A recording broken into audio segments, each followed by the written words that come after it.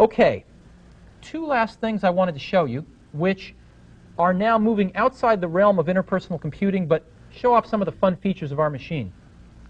The first is our color abilities.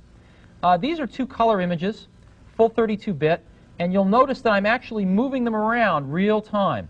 For those of you that have ever tried to do this on a PC or a Macintosh, you know how remarkable this is. As an example, on a Macintosh, you would not be moving the images around real time, but rather just outlines of the windows.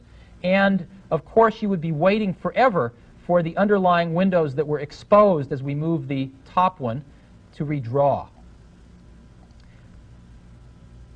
So you can both look at the quality of these images, but also how fluidly we can work with them. And this results in not only people doing better work, but doing it in far less time because they're not waiting for the computer. And the last thing I wanted to show you was an application we wrote for our introduction, which is a very simple application that just illustrates some of the things that we've built into our system at the most fundamental level of the software, so that as people write application software, people like Adobe, like Quark, etc., they don't have to spend 6 to 12 months creating these capabilities as they do on every other computer. They can get on with making the application a breakthrough. So the first thing I'm going to show you is I'm going to put a Ferrari on the beach here. And it puts it on the beach like most computers can, with a big black box around it, except that the next computer saves what we call transparency information and allows us to actually see through the places in this black box that are not really part of the car or are transparent or partially opaque. So now we can move the car around. You can even see a little bit through the windshield of the car there. We can see the top of the mountain, as you can see.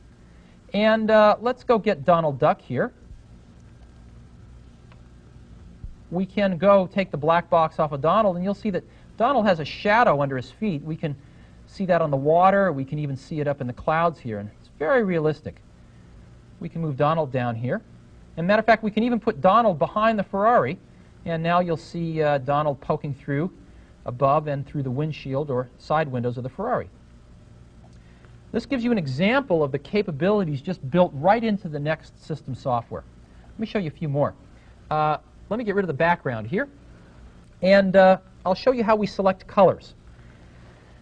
In the next computer, as you know, we have a standard font panel, which allows the user to select fonts in one uniform way and saves the developer a lot of time because we create it for them. In the same way, we wanted to provide the users one single way to select colors, and again provide the work for the developer so that they don't have to spend their time reinventing the wheel. So one simply moves around this color circle and selects a color. If you like the color, you can move it down here and save it, or of course you can move other colors back in to retrieve them. You can get as much space here as you'd like for various colors. So we can say we like this color. And we can look at this color not just in our color wheel here, but as red, green, blue, RGB. And we can turn the knobs on this color if we want to make it a little bit different. We can look at the same color as printers do with cyan, magenta, yellow, black, or CYMK, and diddle the color there. Or we can look at it as hue, saturation, brightness, and we can change our color here. Or we can even get out a magnifying glass and say that we really want to get the blue on Donald's cap right here.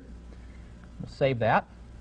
And this is how we can pick colors in a variety of ways. Well, what I'm going to do is go back here to the background, and why don't we pick this blue and make the background maybe that color blue, and pick Donald right here, and let's do some airbrushing. Let's go ahead and pick an airbrush and say that we're going to airbrush just behind Donald. And let's go pick a nice bright, maybe yellow to airbrush, and we'll just go airbrush right behind Donald. If you notice, it's only going behind him. We can make a little halo around him here. So now that when we move Donald around, he's got his little halo, and we have not drawn on top of him. Let me give you another even more dramatic example of that. Let's pick our Ferrari here, and let's draw behind the Ferrari. Let's say that we want to draw some bricks around the Ferrari, matter of fact, in back of the Ferrari. And now we can simply draw bricks, and if you'll notice, they only go behind the Ferrari. They don't go on the Ferrari. So these are two pretty dramatic examples of how the software built into every Next computer can dramatically save developers time. Let me show you one last thing, which has not really been seen on any computer to date, and that is a picture here out of Star Wars that happens to move. Real-time video. Go ahead and capture a frame here. Stay on target. We're too close. Stay on target.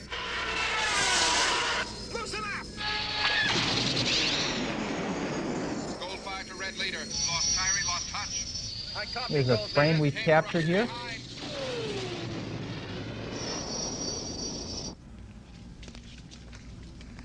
We can even take Donald if we want to.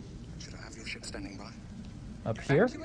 In our moment of triumph, I think you overestimate their chances.